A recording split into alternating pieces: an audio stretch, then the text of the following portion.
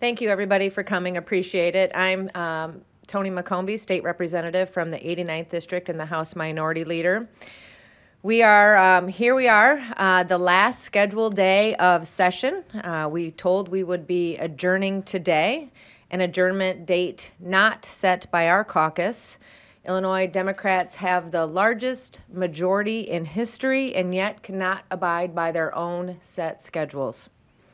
This failed effort was despite our own efforts with offers to help, to be part of the process and bring true solutions for Illinois families. We have made continuous efforts to be at the table, and with additional days yet to be determined in the schedule, we will continue to make ourselves and our team available. There is much to accomplish and too much on the line to disregard our caucus from the budget process. The truth is, Republicans and Democrats have shared priorities and past promises yet to be kept. To mention a few, the Invest in Kids Scholarship, extension of the R&D tax credit, phasing out the franchise tax, and making essential changes to the Illinois estate tax code. All shared priorities should be a part of budget discussions, and that could be incorporated into the budget. The Illinois Republican Caucus represents parts of all 102 counties, and we are here to work. As I stated at the inauguration, we have an opportunity with leadership changes to reimagine what we expect from our state government. It is time for courageous leadership. I ask Speaker Welch to not be afraid to use our knowledge and benefit from our talents. We are problem solvers. We want to govern, so I say it again, don't disregard our value. Now I'd like to introduce my colleague and Deputy Leader, Noreen Hammond.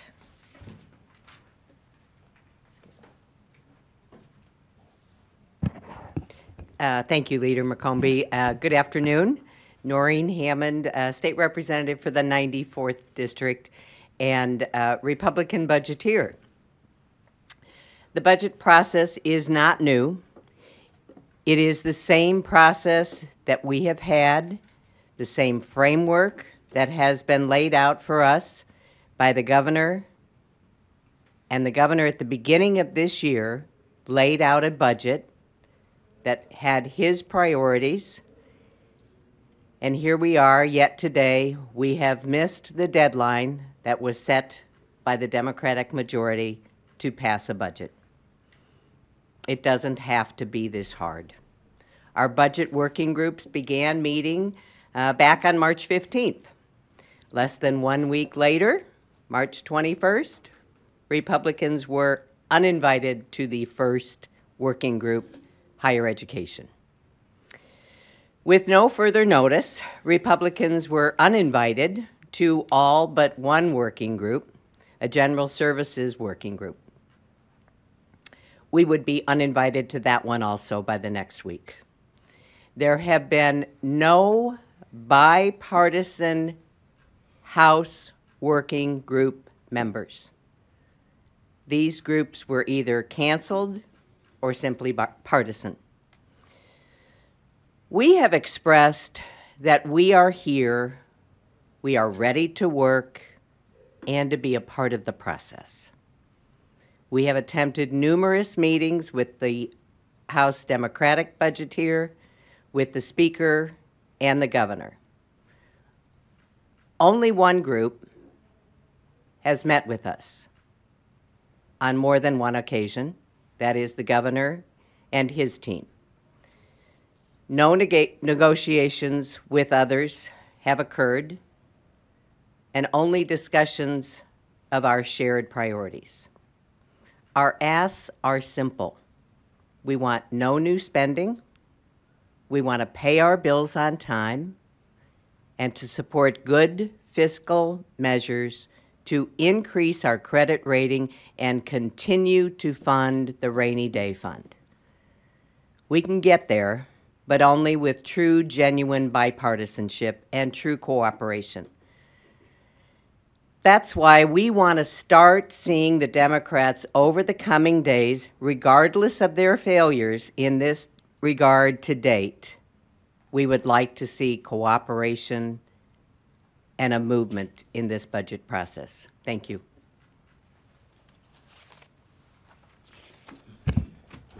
I'm State Representative C.D. Davidsmeyer. I represent all or part of 10 counties in the 100th House District. Here we are on the final days of the scheduled legislative spring session. Coming up on the deadline, we are on top of the deadline of the budget deadline that the Democrats set for themselves. And I believe that Republicans truly have a role to play in this. We've offered our services, we've offered to be here, we've offered to be at the table. As was said earlier, we represent each and every county in the state of Illinois. We have a representative that's in every single county, every part of the state. But now we're gonna be walking away this weekend having not accomplished a thing. We don't even have a bill to put the budget into. So now we're going to be here longer, but we can do it the right way. We have time. We have another week and a half to get this done the right way. We have to work on issues like Medicaid, ethics. We have to look at the projections that have been coming out on revenue estimates. But once again, we're at a point where we are no longer having an open discussion on major issues. We don't have an open discussion on any of those issues that I've talked about before. We haven't had an open discussion about the budget. The people of the state of Illinois have not had an opportunity to be at the table. This budget shouldn't be crafted in a backroom deal by Democrat leadership. It should be on all of us to be at the table. We've seen that play out way too many times. The behind-the-door deals. You all remember when Representative Lisa Hernandez passed their gerrymandered maps that pushed the parties further right and further left. That came from a backroom deal with all the Democrats walking through, and we said enough is enough, and we did not participate. You also remember when then Representative Chris Welch chaired the Special Investigating Committee and said that Democrats were more in favor of an internal solution. That was dealing with then Speaker Michael Madigan's corruption. And we're seeing that played out in federal courts. Government by the dark of night cannot continue to happen in the Illinois General Assembly. We have to bring it out into the public. We have to make sure the public understands where their dollars are being spent, how they're being spent, and what our priorities are here in the state of Illinois. It's not only on members of the minority party to push for transparency. I've talked to a number of my colleagues on the other side who said they don't even know what's in the budget. This project is pitting progressive interests against one another, with only the man behind the curtain creating these budgets. There's little to no, I would emphasize, no opportunity for debate on these issues. I think we're going to see it drop, and we're going to be expected to figure out what the gimmicks are at the last minute. I want to reiterate, it does not have to be this way, right? We can do this in an open process where all of you can be there and make sure that our constituents have the opportunity to see what's going on. They're on track to pass a partisan mega budget, which fails vulnerable Illinoisans on so many levels, but foremost for transparency and good government. With that, I want to open it up to questions. Well, the first thing that was said, and thanks for the opportunity. I hope we're here a good long time because none of us have anywhere to go. I mean, this evening, you're right here. Tell me about it. Yeah, you bet. The first thing you said was blowing past the deadline, ignoring the deadline. It's a phony deadline. Certainly. May 31st is when it's 3/5 vote. After that, July 1st is the fiscal year. Those are the real deadlines. So why should the people of Illinois care that it might be done on the 24th, 25th, 26th instead of the 19th? I think the point is, they've been talking about this date forever. How many days have we canceled throughout legislative session? It's almost as if it's a surprise that the budget's already all of a sudden due on May 19th. The reality is, we've had all the time in the world to be working on this, and it crept up on them as if it wasn't a priority, focusing on partisan issues rather than the actual budget that is our main purpose here. If I could ask a couple more, if everyone would indulge me. Where's the governor in all this? Haven't there been leaders' meetings? Has anyone heard from or seen the governor about this? We had one leaders meeting. I'll have to get you the date on that. And that was really kind of him discussing, actually it was right before the budget address. And we went over the numbers right beforehand. Like Representative Hammond said, we did meet with the governor and two members of his team 2 weeks ago to discuss some of our shared priorities, not really digging into the process, and then one more time with his team, again, talking about building trust, past promises that have not been kept, and how do we go forward. Now, it is in the hands of us in the General Assembly at this point. Like the governor and his team said, we gave you our framework. You have that. Now it is up to the legislative process, and he's absolutely right. I have spoke to him one other time on the telephone this week on Monday, sharing some of my frustrations, which I believe, he has some frustrations too, but we didn't get into his. Madigan, Welch, compare and contrast. Well, I don't think, and I don't know, so this is an opinion, but I would say Madigan wouldn't have, first off, drawn a map that is drawn for 77 hard Democrats. Two, I don't think Madigan would have put a deadline of May 19th to put pressure on his members or his staff, to just name a couple of differences. But that's my opinion. Anyone else on that one? That's a great question. I mean, you should all be rushing toward the money. Well, maybe I gave the best answers. Well, I guess we'll have to stand there. I think another thing that we're dealing with this year that many of you talked about in the past is that this is a lot of new people taking over the leadership roles for the budget. I mean, we don't have Greg Harris. We don't have these institutional backgrounds for the budget. Do you think that played into this as well? I'm just curious to see your thoughts on it. I would say certainly it would. But like the Republican caucus has done, we have brought back Representative Wheeler to be a senior advisor to make sure that we are in good positions on many items that we've lost some of our senior members. They could have done the same thing. I was more than willing when Representative Demmer was here the other day to throw him under the bus. And also, I have offered our staff, if they need some help, who have been here. Like I said, use us. We want to help. We can do things, and if you don't want to tell anybody you're using our staff or our advisors, then whatever. I mean, but we need to get this done for the people of Illinois. And whether it's today or whether it's in a week or 2 weeks, whenever that case is, if they need help, they need to enlist that help, and we're offering. You said one of your priorities was not having new spending. There are new things Democrats want to spend money on. So I guess how would you be helpful to those conversations if, there's just that fundamental difference in priorities right there? Well, I don't think any of us need any more ribbon cuttings right now. We can't afford them. We are going into, we believe, a recession. We don't know how big that will be.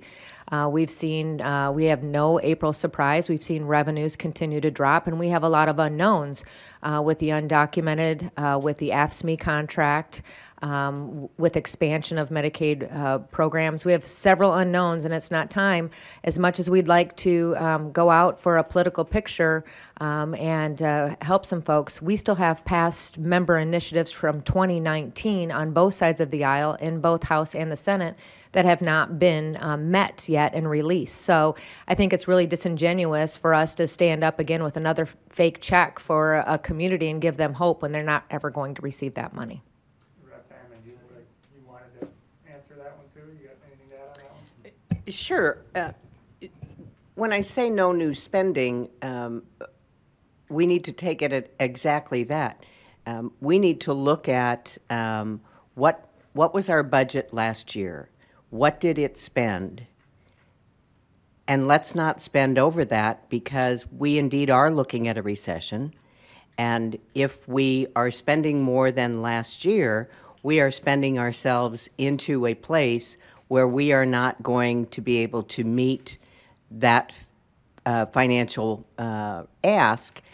And by doing that, we put at risk the gains that we have made with the credit agencies and that we hope to continue to gain. And also, we put our rainy day fund in jeopardy. And I don't think that that was ever the intention of getting back to a rainy day fund just so 6 months later we could dip into it.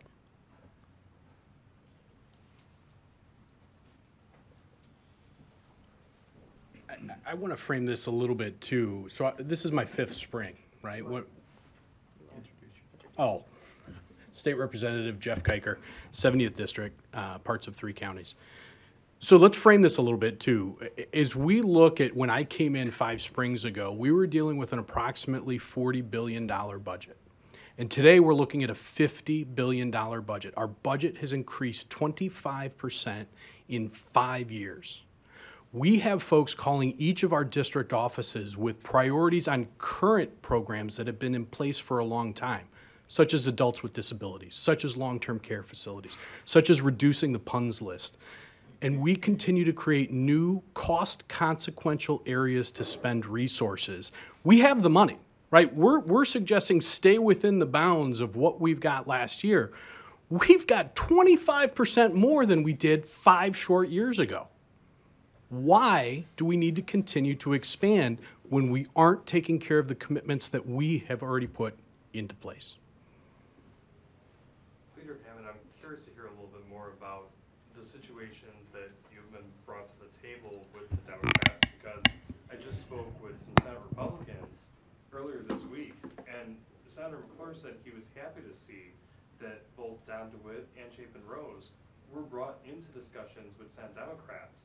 And he said that he was happy that that was happening, and it was maybe a change for at least the Senate. I'm curious to see what you think of that, though. So that would, in fact, be news to me, and I have frequent conversations with Senator Rose about budget discussions and how they are progressing, or I should say not progressing at all, in the House versus how they are progressing in the Senate. I was told that, in fact, they were going through their budget working groups and looking at the budget line by line.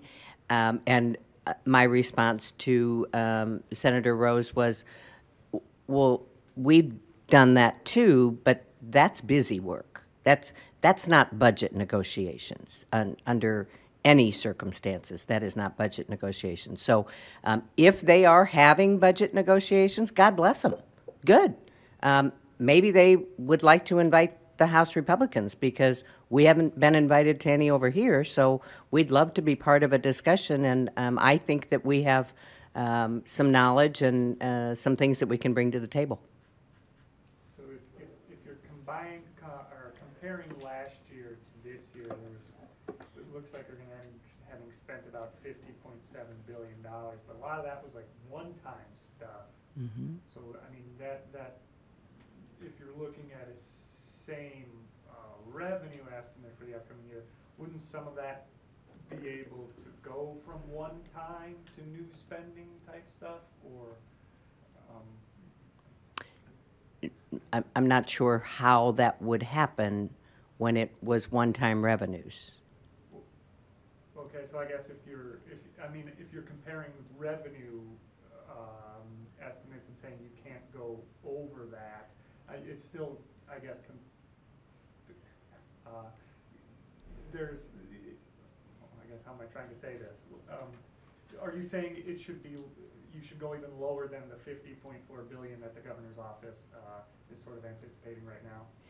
Well, absolutely, because I think we've seen in the last couple of months that when we didn't get the quote-unquote April surprise, that our revenues are indeed going to be less than we anticipated, and certainly that the governor may have anticipated when he introduced his budget. So I think all of that needs to be taken into consideration. I was just going to say really quick, keep in mind that we're readjusting the local share of the PPRT, and that's what's backfilling the hole to keep us where we were at for last year. And I want to build on what Representative Kiker, Leader Kiker, was saying earlier. You know, we've made a lot of promises that we are not fulfilling. So when we talk about new spending, we're talking about you know, new programs, new things like that. The reality is we keep shoving more and more people into Medicaid, which is a system that undervalues, underpays for health care. And the more you put into that, the more private health insurance has to increase to cover the cost of the overall health care system. So you're artificially throwing people into a system that underpays. You know, we need to be investing in shoring up systems that we've made promises on for years and years. So, you know, it's not, we have to make sure that our hospitals can survive. We have to make sure that nursing homes can continue to take care of our elderly. We need to make sure that all of those things are there for the people who cannot, right? Can you go into a little bit what that PPRT? It's a personal property, purple people, no. It's the personal property replacement tax. So years ago, the state of Illinois disallowed local governments from taxing personal property. They said, what we'll do is we will collect that and you will get a share of it. And it has grown immensely over the last few years. And the state said, well, we're not going to let you keep getting that same portion of it. We're going to keep part of it. So, you know, the $700 million that we're going to be missing out on this year that COGFA announced that we would be missing in revenue for this year is basically going to be backfilled by taking that out of the pockets of the locals and putting it back into the state coffers. Reallocating is what they call it. Is that something that's done in statute, or? It's the Department of Revenue has decided that they have the ability to go that direction. They have not asked for any change in statute or anything like that. For the statute, they don't need it. I guess is your take on that it's been done specifically for this budget year purpose? Just the first year. They were looking for dollars to backfill the hole, and they said, look, the locals have been receiving so much more over the last few years in PPRT that they don't need it. They've made the decision that the locals don't need it. Municipalities, counties, some school districts. And then what would you say on Medicaid? Some people say that by giving low-income people this access to Medicaid, you're actually maybe giving more money to hospitals because it would have been charity care otherwise. And to be fair, charity care is what allows them not to be taxed on property taxes. So they have to have a certain percentage of charity care. You know, I think the idea is that we're shoving more. You'd think I would have turned that off prior to coming in. We're shoving more people into a system that underpays healthcare, Medicaid, right? So we're shoving more people into the lowest reimbursement. It's not covering the cost of the healthcare, no matter who the population is. So in order to shore them up, you could do one-time payouts, you could do whatever, but in order to shore up that program, we have to talk with hospitals and say, what's the actual cost of providing this care? All right, thanks everyone. Thank you. Thank you.